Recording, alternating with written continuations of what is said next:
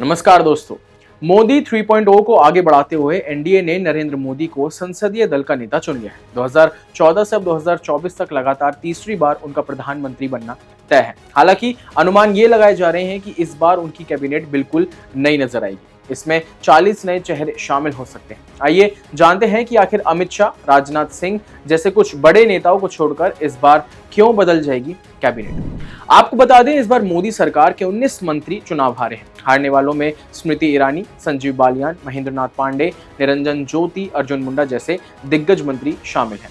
ऐसा माना जा रहा है कि हारने वाले इन 19 नेताओं को मोदी कैबिनेट 3.0 में जगह मिलती नहीं दिख रही। हालांकि ऐसा भी हो सकता है कि कुछ नेताओं को जगह मिल भी जाए। आइए आपको अब उन हारे हुए 19 नेताओं के नाम बताते हैं, जिसमें सबसे पहले शामिल है स्मृति ईरानी, जो अमेठी से हारी हैं। उसके बाद राजीव चंद्रशेखर, जो तिरुवनंतपुरम से हारे हैं। उसके बाद अजय मिश्रा, जो खीरी से हारे हैं। उसके बाद सुभाष चंद्र सरकार, अर्जुन मुंडा, कैलाश चौधरी, कल्याण एल मुरुगन, निशित प्रमाणिक, संजीव बालियान, भगवंत हुबा, कौशल किशोर, महेंद्र नाथ पांडे, कपिल पाटिल, राव साहब दानवे, भारती पवार, निरंजन ज्योति, वी मुरलीधरन, भानु प्रताप वर्मा, आर के सिंह, ये सभी नेता शामिल हैं। इस बार सरकार को पूर्ण बहुमत मिलने से 32 सीटों की कमी हुई है। इसलिए एनडीए के अन्य सहयोगी दल का रोल बहुत ही ज्यादा क्रिटिकल हो गया है। उनकी बार्गेनिंग पावर भी बढ़ी है, क्योंकि ये तो बात खुद प्रधानमंत्री भी मानेंगे कि बिना उनके सहयोग के या फिर बिना उनके सहयोगी दल के सरकार नहीं चल सकती।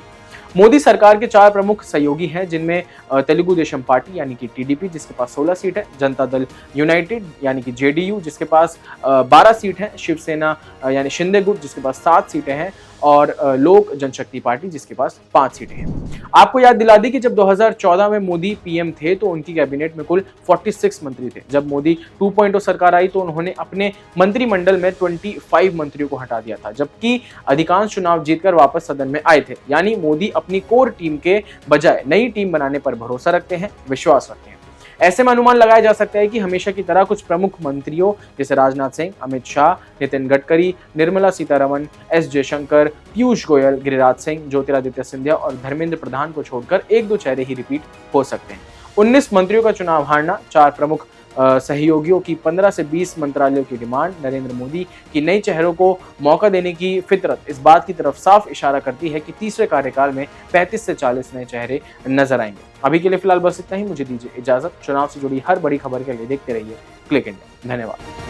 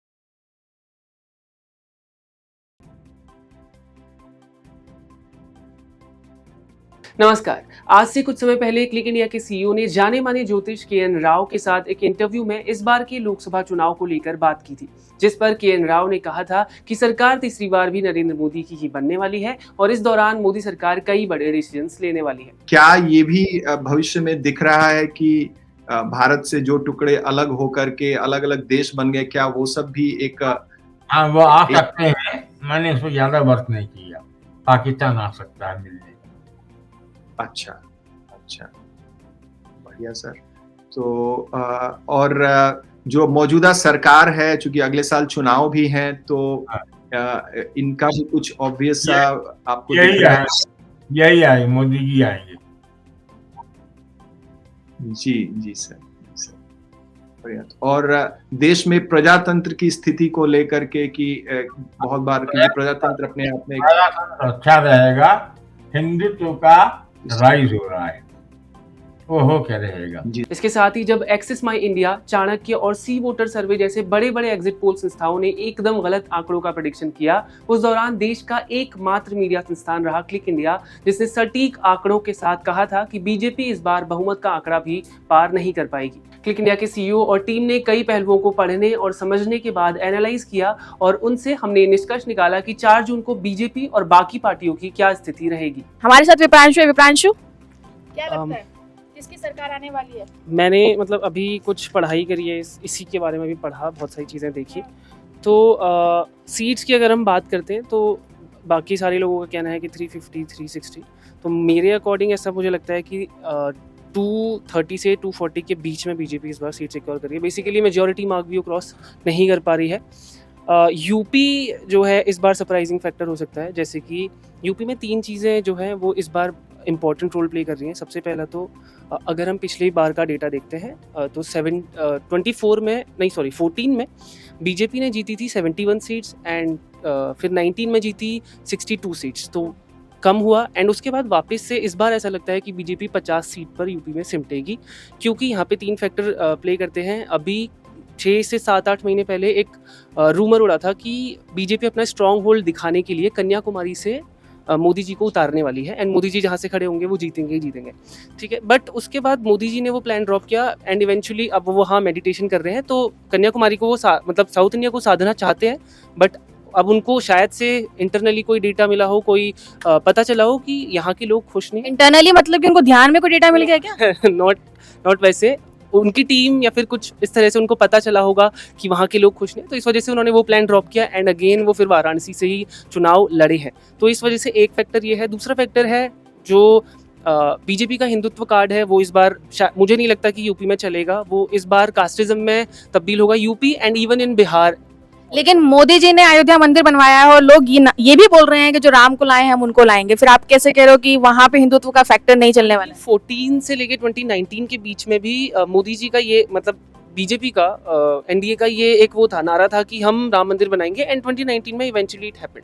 फिर उसके बाद से जो 2014 से 2019 के बीच में भी बीजेपी ने सीट्स लूज करी थी एंड अब यहाँ पे ओबीसी फैक्टर भी एक इम्पॉर्टेंट रोल प्ले करने वाला है यूपी की पॉलिटिक्स में इस बार, मुझे लगता है। एंड हिंदुत्व कार्ड इस बार नहीं चलेगा। उसके बाद अगर फिर हम देखें कुछ और स्टेट्स को, जैसे दिल्ली, हिमाचल प्रदेश, उत्तराखंड, गुजरात, राजस्थान, मध्य प्रदेश एंड छत्तीसगढ़, यहाँ पर कुल मिलाकर 117 सीट्स है एंड यहाँ पर बीजेपी जो है हर स्टेट में लगभग 25% सीट्स अपनी लूज करती हुई दिख रही है।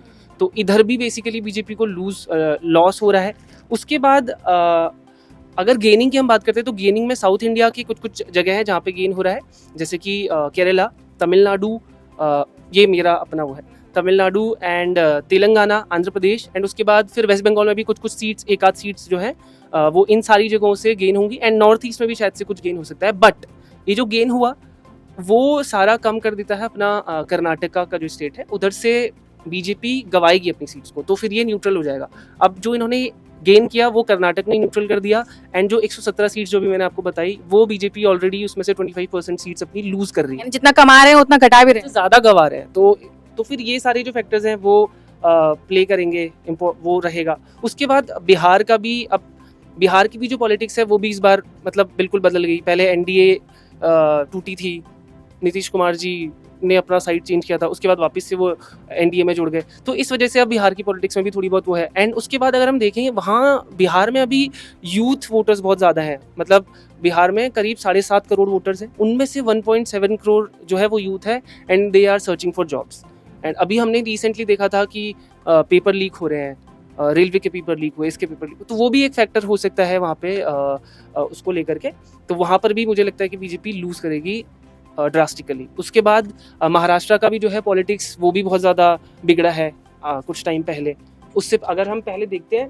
पूरा रिसर्च करके आया है विप्रांशु, और विप्रांशु को लग रहा है कि 225 to 230 के अराउंड सीट्स बीजेपी गैदर कर रही है एंड बहुत ज़्यादा लूज है पिछली बार के मुकाबले इस बार। महाराष्ट्र में लूज़ वो कर रहे हैं, दिल्ली में लूज़ कर रहे हैं, एंड हिमाचल प्रदेश में लूज़ कर रहे हैं, उत्तराखंड में लूज़ कर रहे हैं, और भी उत्तर प्रदेश में लूज़ कर रहे हैं, गुजरात में लूज़ कर रहे हैं, राजस्थान, मध्य प्रदेश, छत्तीसगढ़, काफ़ी सारी ऐसी सीट्स है जहाँ पे बीजेपी लूज़ कर रही है एंड गेन बहुत कम कर रही है, लूज़ कर रही है। तो इस वजह से मेरी तरफ से जो बीजेपी को इस बार सीट्स मिलने वाली है वो 230 के ऊपर शायद से नहीं जाएंगी। So, बीजेपी basically, 230 नहीं बन रही है अकॉर्डिंग टू मी।